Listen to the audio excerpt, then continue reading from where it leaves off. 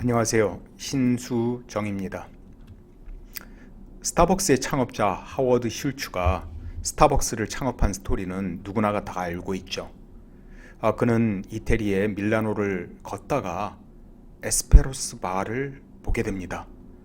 거기에서 커피를 만드는 바리스타가 손님과 대화하면서 다양한 커피를 만들어내는 모습을 보고 영감을 얻게 되죠.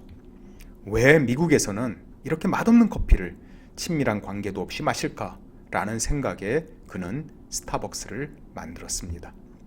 그런데요, 이 스토리에서 우리가 하나 잊고 있는 것이 있습니다. 그것은 슐츠가 이태리 커피숍을 방문한 첫 번째 미국인은 아니었다는 사실입니다. 이태리를 방문한 미국인은 수십만, 수백만이 있었을 것입니다. 이태리 커피에 감흥을 느낀 미국인도 적지 않았을 것입니다. 독특하다고 느꼈을 것이죠. 그런데 그게 끝이었습니다. 그렇지만 슐츠만이 그것을 기회라고 여기고 스타벅스를 만들었던 것이죠.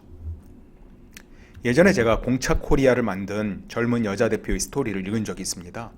그녀는 싱가포르를 여행하다가 공차를 만나게 되죠. 이를 맛본 후에 대만 본사로 달려가서 국내 판권을 가지고 왔습니다. 이후 2년 만에 200개의 점포를 내고 300억의 지분을 매각했습니다.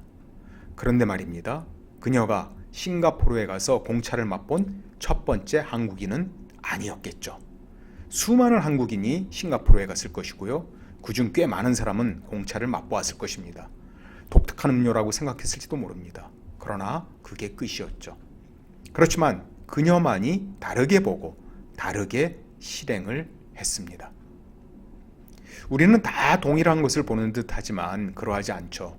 동일한 것을 보는데 대부분의 사람들은 피상적인 것을 보는 반면에 소수의 사람들은 엄청난 기회를 보죠. 그리고 이를 실행해 내죠.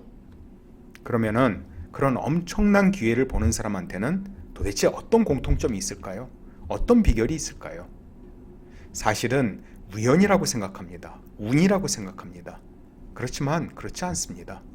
그들은 어떤 주제를 평소에 꼼꼼히 고민하고 생각을 했습니다. 그럴 때 어떤 모든 것이 우연히 하나의 기회가 되는 것입니다.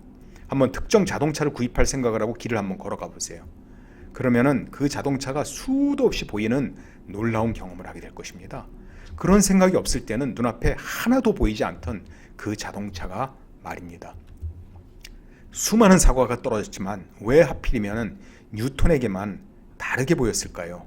그것은 뉴턴이 이미 그 고민을 하고 있었고 그래서 그 관점으로 세상을 보고 있었기 때문입니다. 그러므로 기회를 발견하고자 하는 시각으로 세상을 볼 필요가 있습니다. 사업을 하려고 한다면 사업의 시각으로 세상을 보고요. 직업을 갖기를 원한다면 직업의 시각으로 세상을 봐야 합니다. 난제를 풀고자 하면은 난제를 풀고자 하는 시각으로 세상을 볼 필요가 있습니다.